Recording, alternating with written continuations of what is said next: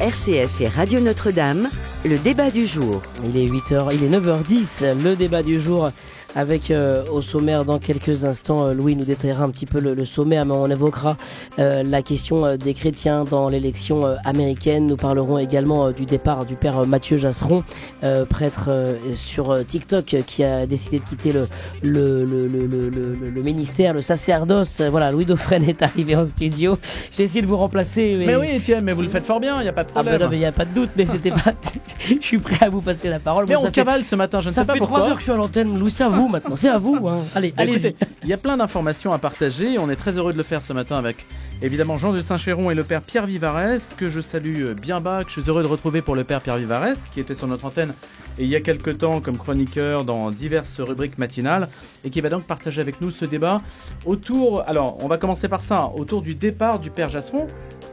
Qu'est-ce qu'il faut entendre par là? Quel est le phénomène que nous analysons? Ce que nous avons fait avec Jocelyn Tricot tout à l'heure. On va leur donner la parole et puis échanger autour de cette réalité un peu douloureuse aussi pour notre public. Je vous lirai un message dans un instant.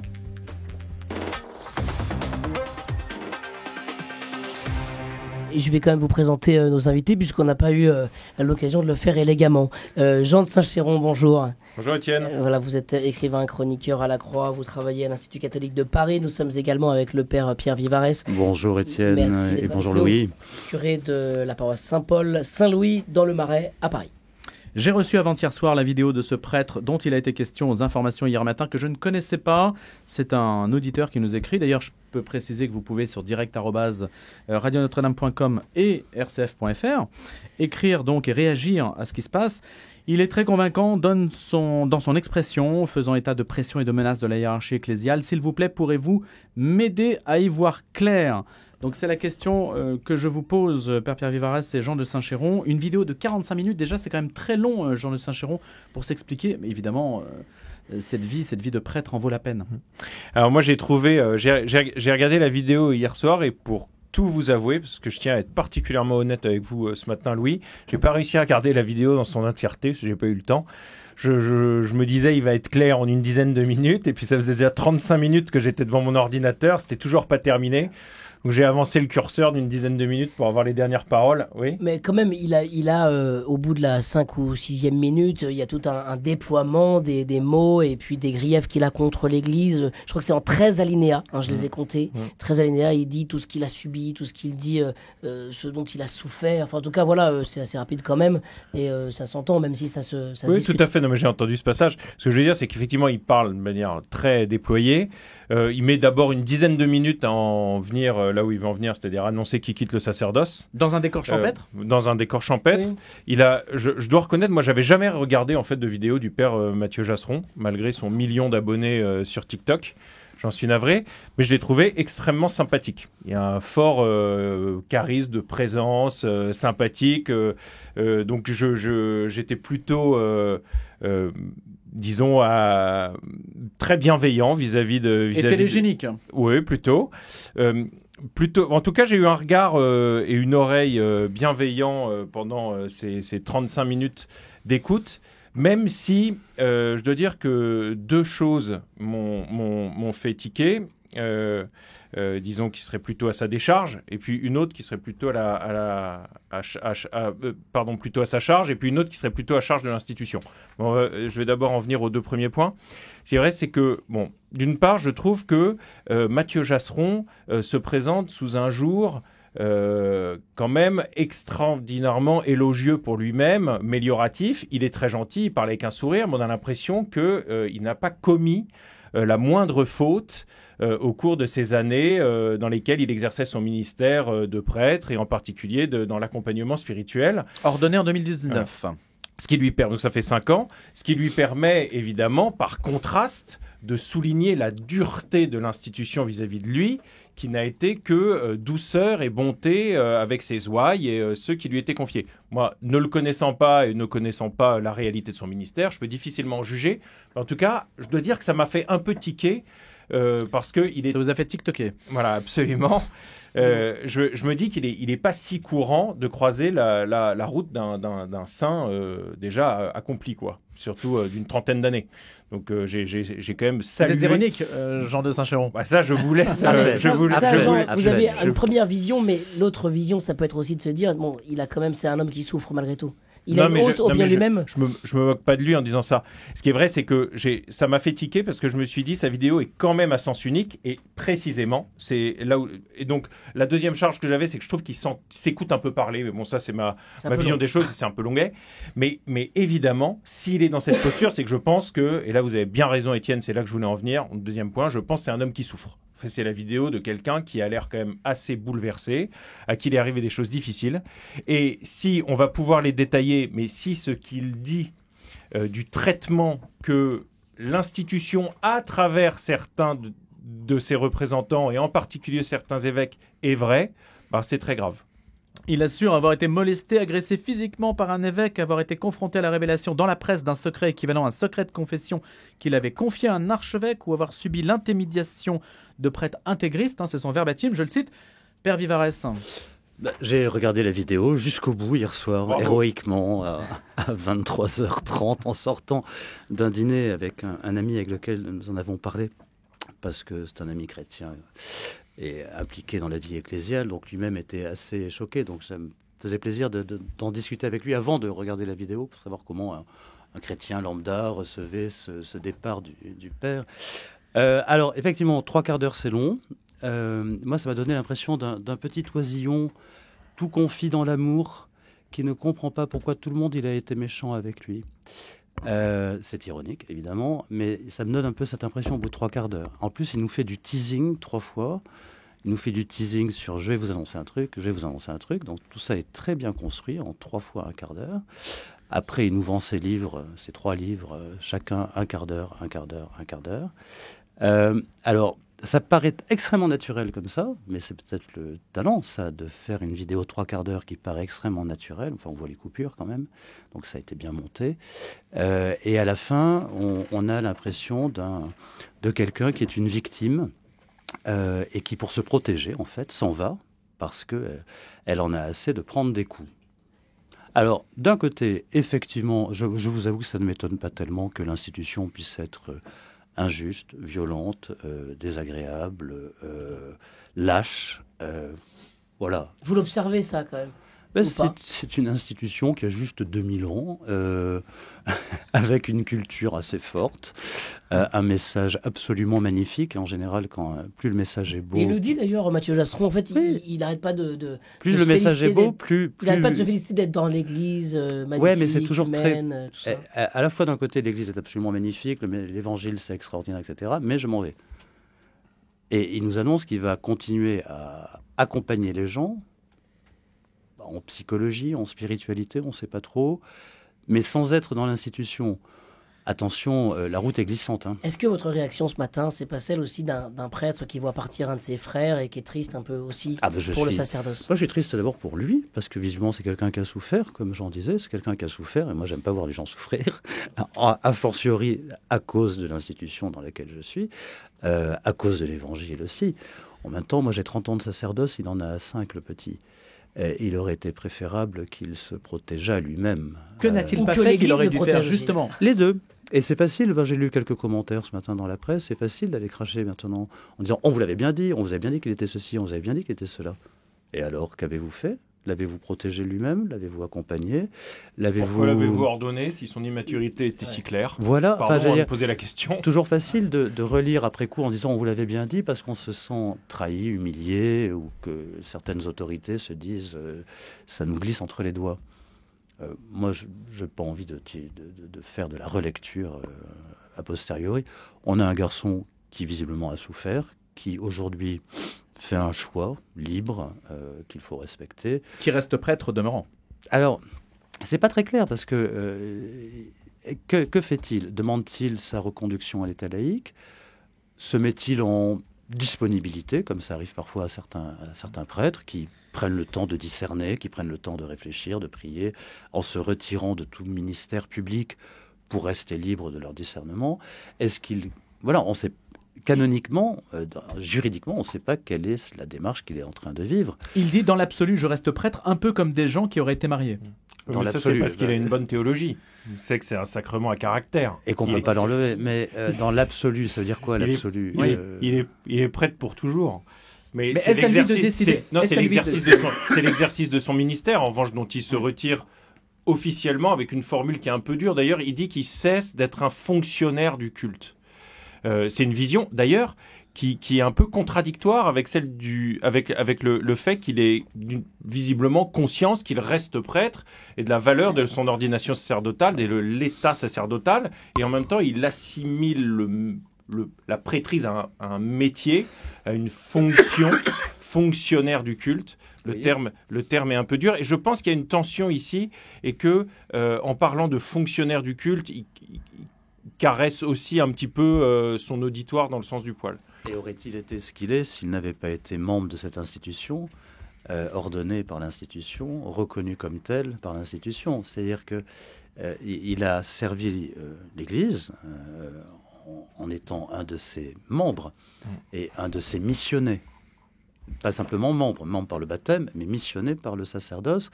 Et il est en train de dire, j'en ai assez d'avoir cette mission qui m'a permis d'être celui qui vous parle aujourd'hui. C'est paradoxal. Voilà.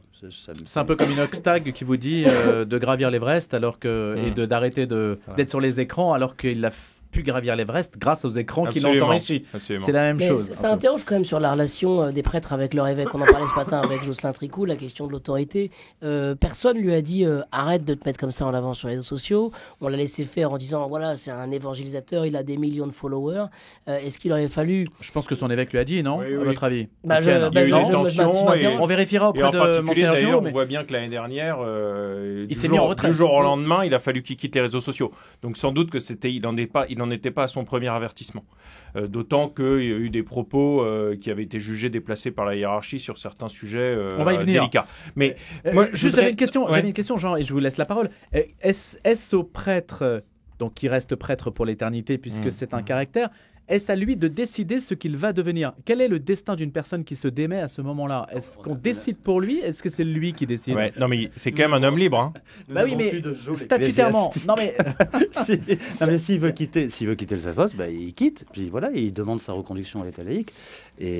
Donc il faut en passer par cette étape radicale-là. Il n'est pas obligé d'en faire la demande. Il peut très bien partir sans demander aucune procédure canonique. Moi, si tout à l'heure je prends un avion et je vais vivre quelque part ailleurs sans me soucier de quelque niveau que ce soit de mon statut canonique, on ne va pas me courir après avec un lasso. Hein.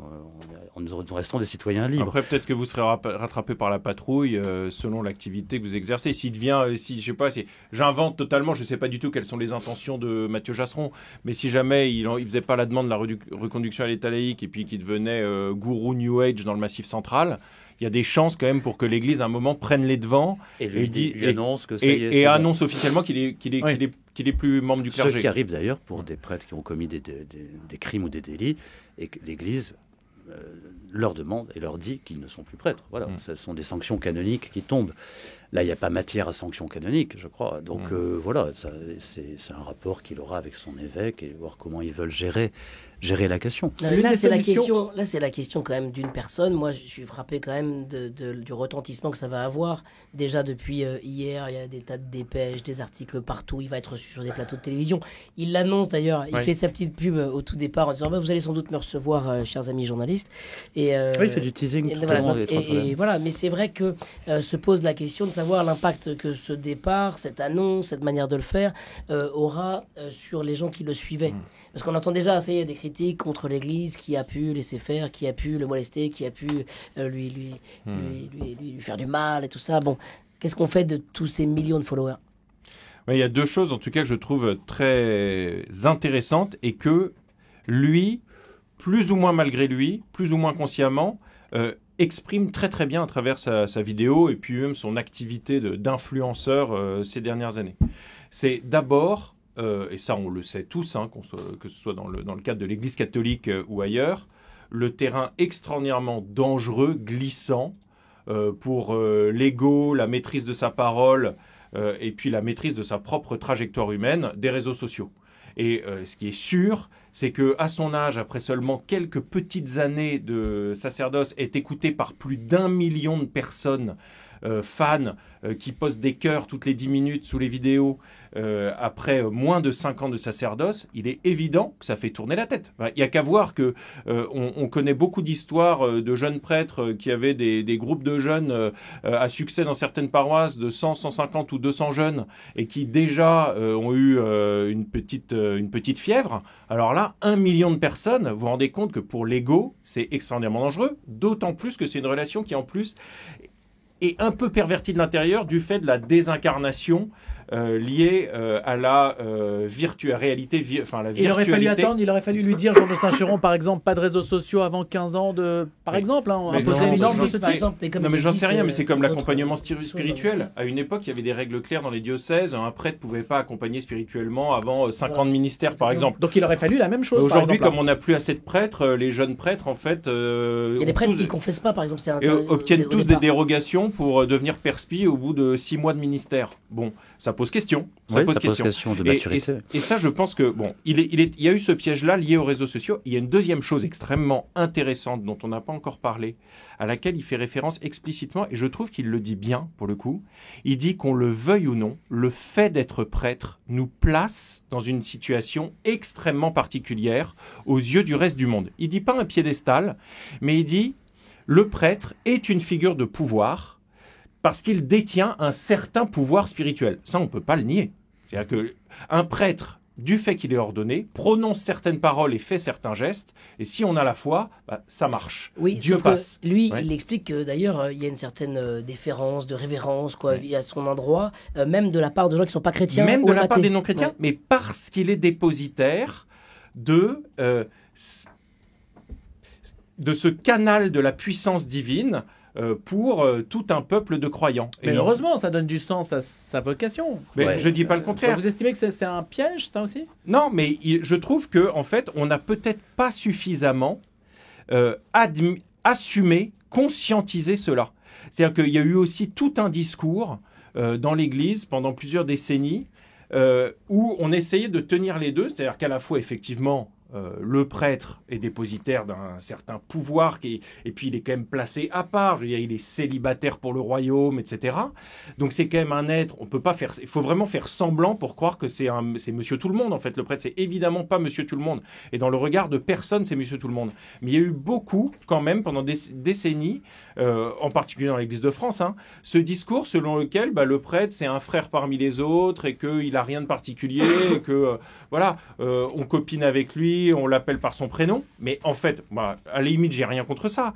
Mais on voit bien qu'en fait, il y a un décalage entre le regard réel qui est porté sur la figure du prêtre et qui peut être un terrain glissant chez un immature, parce que évidemment, c'est extrêmement agréable pour l'ego que d'être regardé.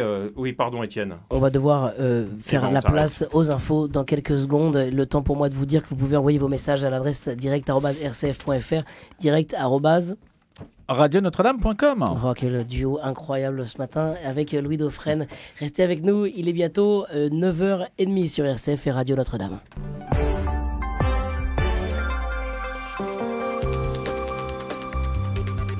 Eh bien merci Cécile Mérieux, on vous retrouve à 10h pour le prochain flash.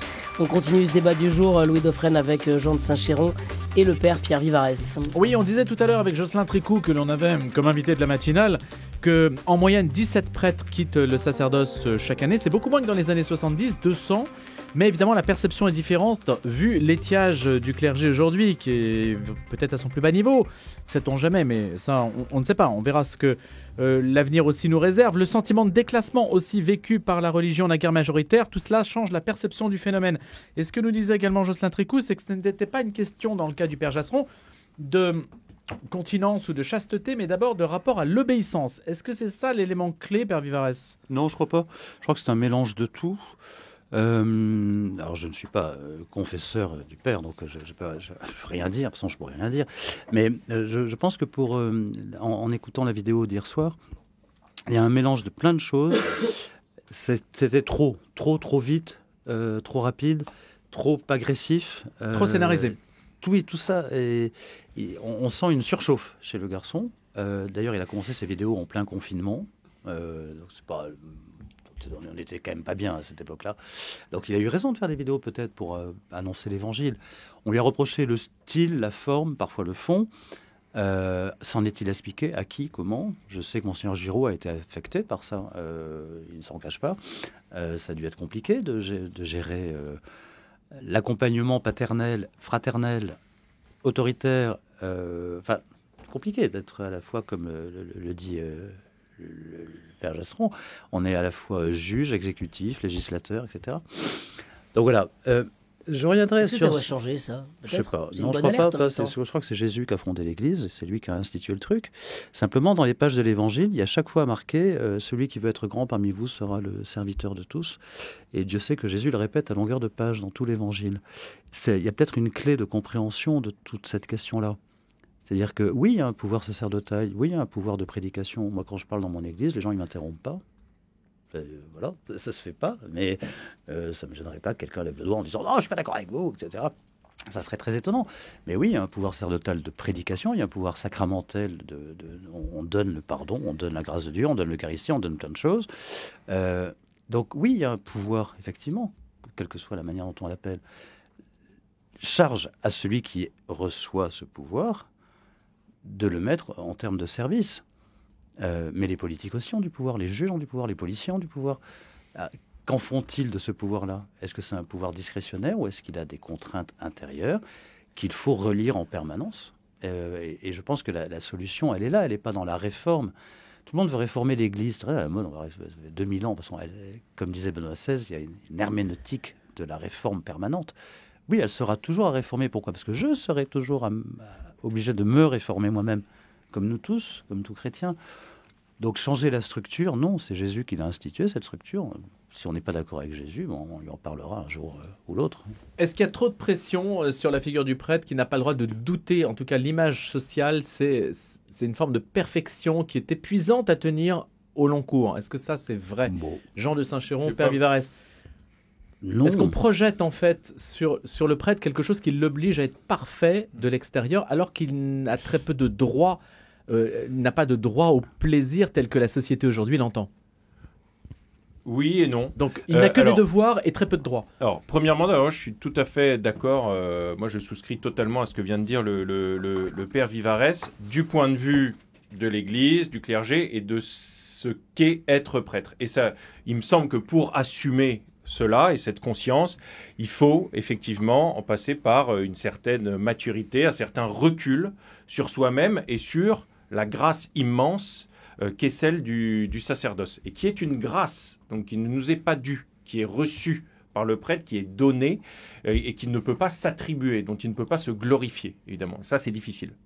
En revanche, ce qui est vrai, c'est qu'il y a, pour le coup, s'il y a quelque chose qui est à réformer, c'est sans doute le regard de certains fidèles, voire, comme le dit le père Mathieu Jasseron, du reste du monde sur la figure du prêtre, qui assez largement en fait cette figure à part. Certes, elle est à part de bien des manières, mais qui en fait presque une icône ou un être humain au-dessus des autres êtres humains. Et je crois que là est le risque, que ce soit à part, qui est quelque chose de très particulier, de singulier.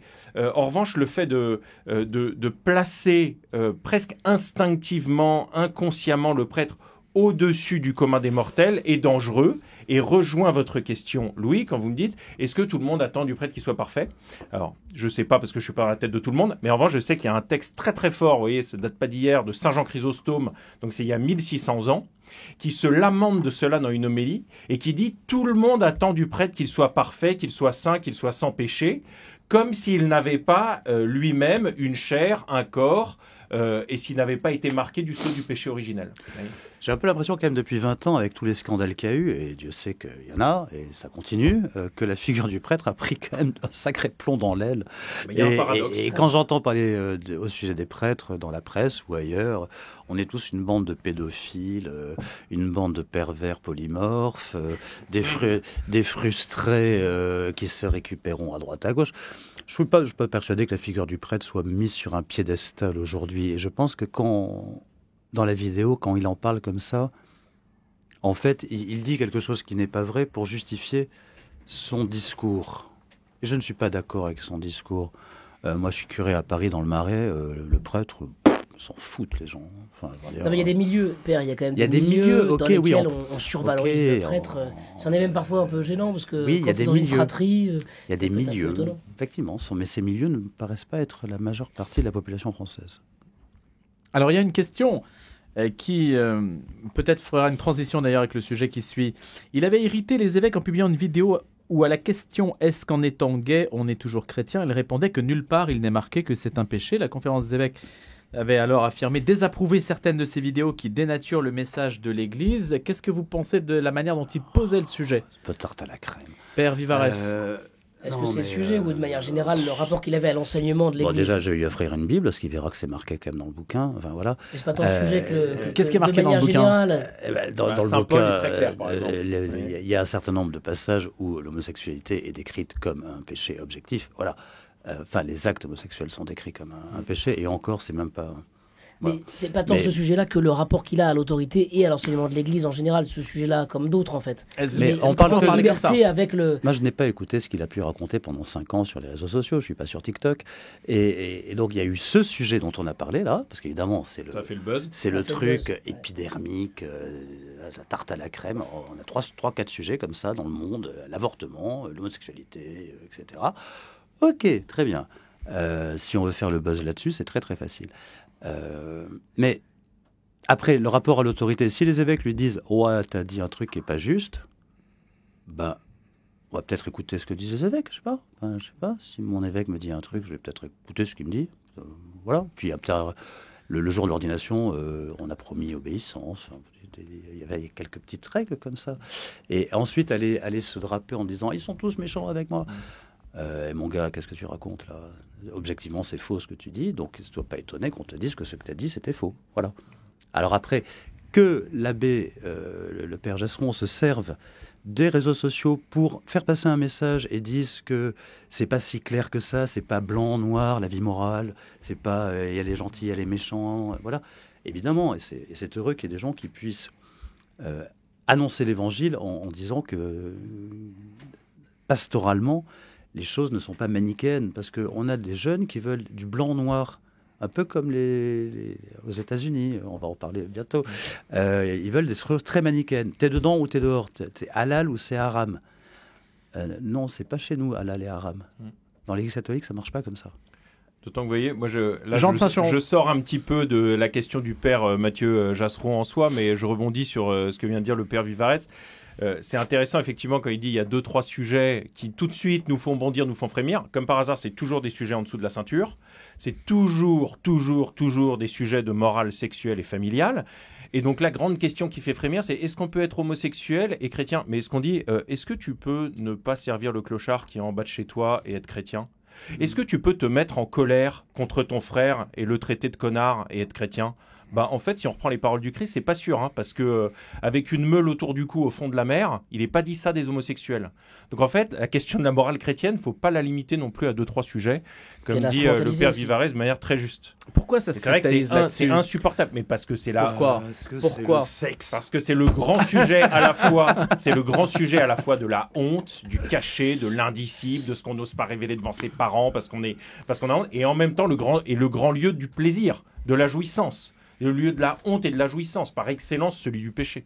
Mais on se trompe, parce que est-ce qu'il n'est pas plus grave de se mettre en colère de manière injuste ? C'est hyper intéressant ce que vous dites et ça fait le lien avec le sujet suivant. C'est toujours le débat du jour avec le père Vivarès et Jean de Saint-Chéron sur RCF et Radio Notre-Dame. On va parler d'un sondage qui a été mené par un autre prêtre tiktoker, un dominicain cette fois, c'est le père Paul-Adrien Dardemar, et qui lui a lancé un sondage auprès de ses followers pour savoir ce qu'il pensait vraiment des choses essentielles de l'Église à discuter, alors que le synode est réuni maintenant depuis 3 semaines pour discuter un tout petit peu de l'avenir de l'Église, de sa gouvernance et de etc.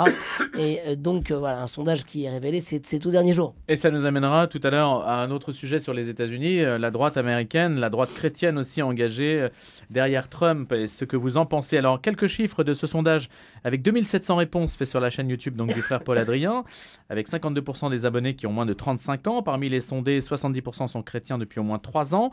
28% sont des commençants ou des recommençants.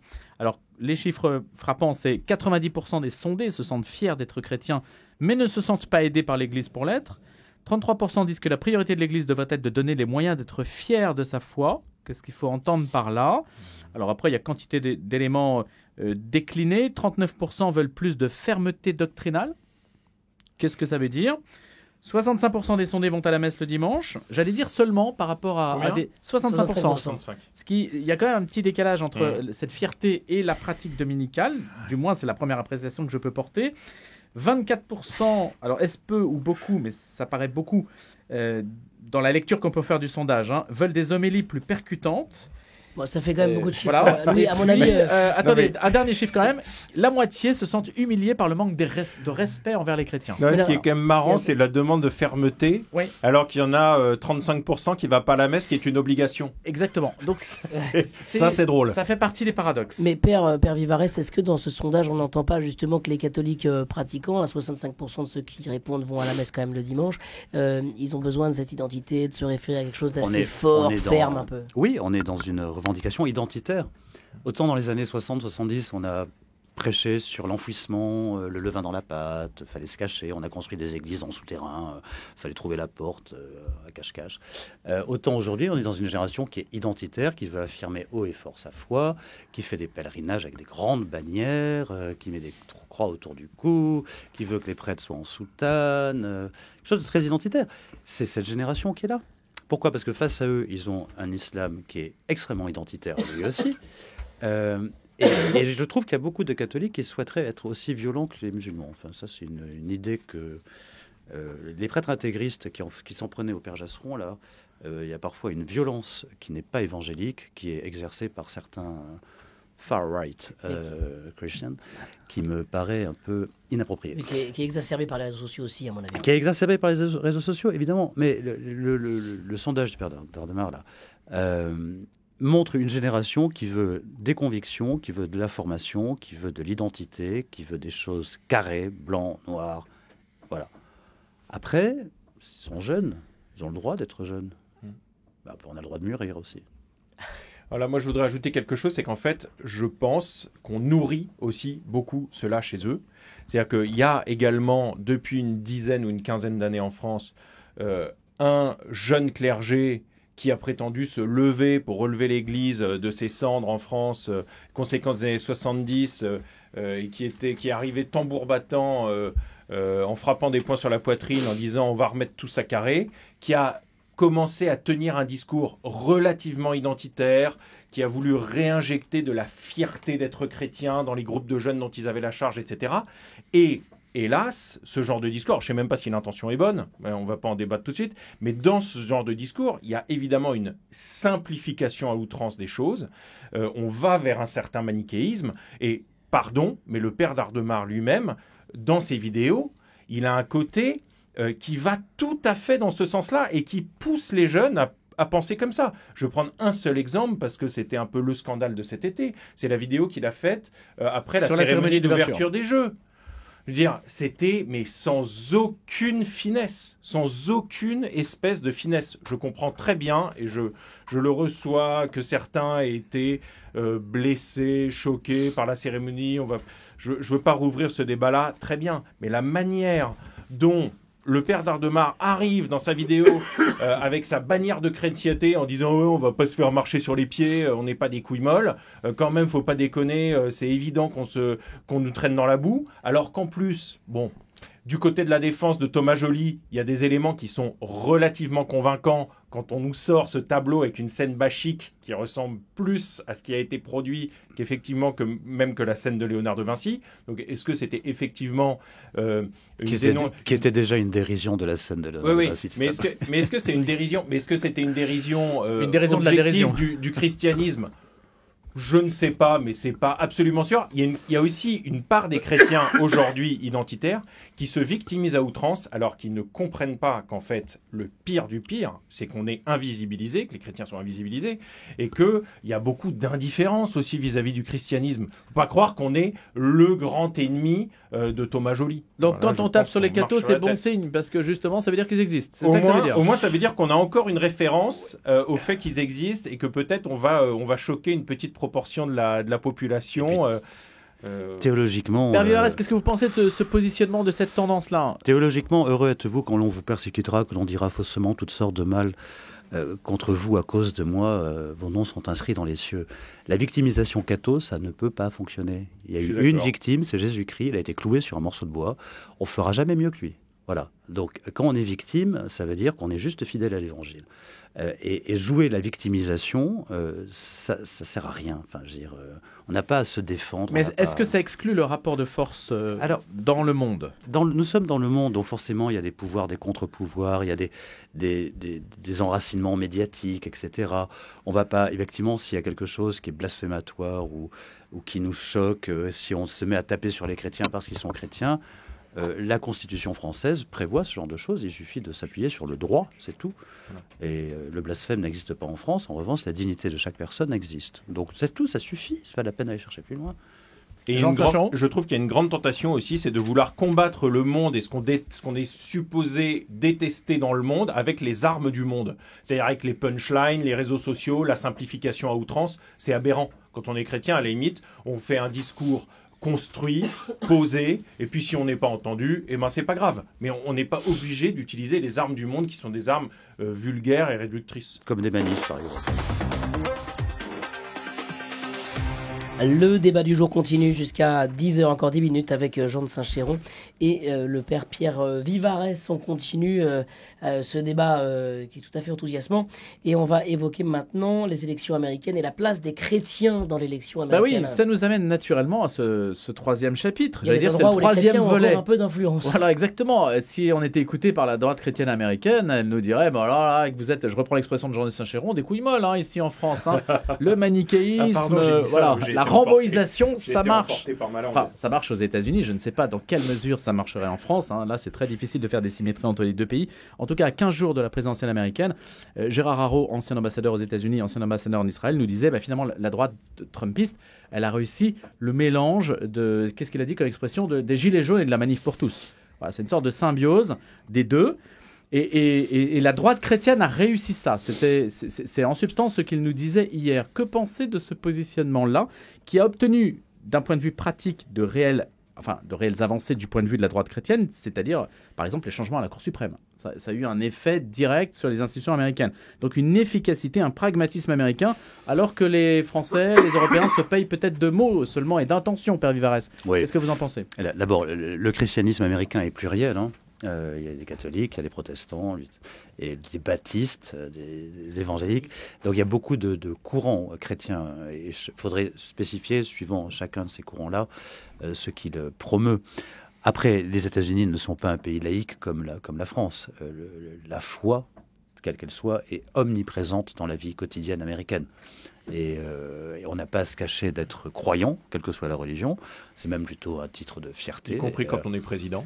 Y compris quand on est président. Le jour de l'investiture du président, tous les prédicateurs passent les uns après les autres faire leur speech pendant le jour de l'investiture. Enfin, on imagine mal, nous, Français. C'est un autre monde. C'est un autre monde. Et donc, forcément, le christianisme est convoqué au moment des élections. Et le pape a dit, en gros, ni Harris ni Trump, parce que d'un côté on a le mépris de la dignité de la personne humaine, en particulier dans le migrant, et de l'autre côté le mépris de la dignité de la personne humaine dans l'enfant à naître. Et je trouve que ce ni le pape n'a pas donné de consigne de vote à des citoyens libres et éclairés dans un pays qui n'est pas le sien. Mais ça nous évite de tomber dans un manichéisme. Parce que rien n'est jamais clair. Et quand on vote pour quelqu'un, on n'aura jamais le candidat qui va cocher toutes les cases morales, sociales, éthiques et autres. Donc, ça ne sert à rien. Et on voudrait là aussi des solutions simplistes. Mais choisir le moindre mal, n'est-ce pas la feuille de route ? Qu'est-ce qui est le moindre mal ? Enfin, je veux dire, un meurtre est un meurtre. Donc, que ce soit un enfant à naître ou un... Oui, mais refouler le migrant, vous ne le tuez pas. En revanche, vous empêchez une vie d'advenir. Est-ce qu'on peut... Combien il y a de migrants qui sont morts cette année sur les côtes françaises ?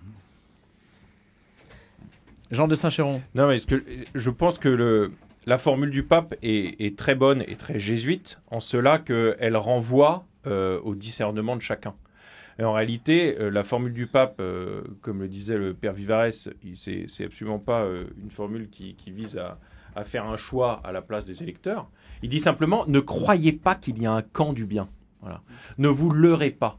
Ne vous laissez pas berner par des discours qui soient identitaires ou non, mais d'un côté ou de l'autre, qui vous dit, voilà, le camp des catholiques, c'est chez nous pour telle et telle raison, parce que nous, on est le camp de la générosité, de l'État-providence, du souci du petit, ou au contraire, parce que nous, on est le camp de la rigueur morale, de la tradition, etc. Et le pape nous dit, mais attention, ce sont paroles humaines. Regardez avec votre cœur et votre intelligence, votre raison humaine de chrétien, et puis tranchez comme des grands en adultes, mais vous ne vous laissez pas berner par les grands mots de certains as de la communication. Ou ne tranchez pas. Ou ne tranchez pas, mais qui vous... Oui, mais de toute façon, il faut voter. Ou alors, est-ce que ça n'amène pas une démobilisation au bout du compte ? Est-ce que ce n'est pas... Ça ne revient pas à dire, comme finalement je ne peux pas choisir, il n'y a pas de candidat idéal. Mais si, on peut choisir. Il ne dit pas qu'on ne peut pas choisir. Il dit il n'y a pas de camp, camp du bien. Il dit il n'y a pas un camp qui est meilleur que l'autre. Voilà. Pour moi, c'est ça, au fond, ce qui nous est dit. Et ça, je pense que c'est un discours qui est juste. Et d'ailleurs, moi, ça me fait penser à la politique française, également. Non, mais il y a toujours cette tentation de dire, là, c'est le camp du bien. Alors, vous parliez, Louis, à l'instant, du moindre mal. Mais là... il me semble que c'est à chaque électeur, en conscience, de peser le pour et le contre, de faire un bilan et d'aller aux urnes avec la conscience la plus en paix possible. Oui, parce que dans la vie quotidienne, on est toujours dans un discernement constant. Quand on gère une famille, des enfants, quand on travaille dans le monde professionnel, on est en train de discerner en permanence pour faire le bien, je pense, j'espère en tout cas, mais on essaye de faire le bien, parfois on y arrive, parfois on se plante.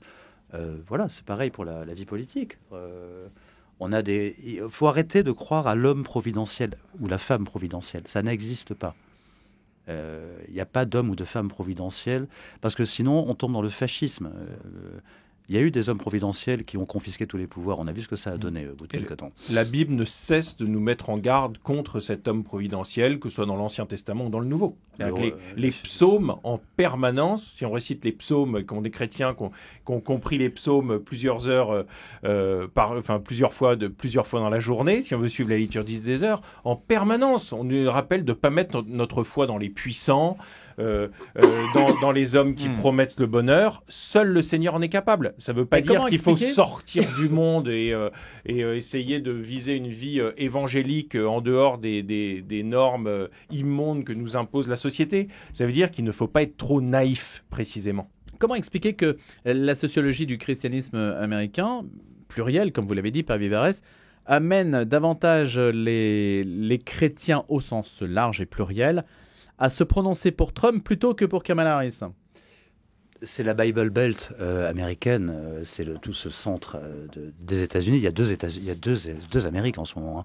On a l'Amérique des côtes Est, côte Ouest, New York, Los Angeles, San Francisco, et on a l'Amérique du centre, extrêmement conservatrice, républicaine, et l'Amérique des bordures... Identitaire, et l'Amérique des bordures, démocrate, on dirait woke. Mais il y a des chrétiens woke aux États-Unis aussi, à Los Angeles et à New York, mais peut-être moins nombreux. Et le côté rigueur morale, le côté clair, noir, blanc, bien, mal, etc., c'est un confort intellectuel aussi. Et donc, le camp du bien, c'est Trump, parce qu'il est contre l'avortement, il est contre le wokisme, il est contre ceci, etc. Quand on voit la vie personnelle de M. Donald Trump... Voilà, il est permis d'en douter. Ouais, je veux dire, c'est une posture, là aussi. Et aux États-Unis, on juge beaucoup sur la vie personnelle, pourtant. Ah ouais, mais il faudrait qu'ils reprennent un peu de... Normalement, il y a... plus que chez nous. Pour le coup, il y a aussi une séparation de la chambre à coucher et de l'État. On est gaulois, nous. Nous, il n'y a que les scandales financiers qui nous font fuir. Bah écoutez, merci beaucoup. On va rester sur cette parole presque d'évangile. Merci beaucoup Louis d'avoir été avec nous ce matin. Merci Père Vivares, Jean de Saint-Chéron pour ce débat du jour. C'est la fin de cette matinale. Merci à tous pour votre fidélité. Merci Pierre-Henri Paget à la réalisation technique. On se retrouve avec grande joie demain matin dès 6h30. J'espère que vous serez là à l'écoute, évidemment, vous tous autour de cette table.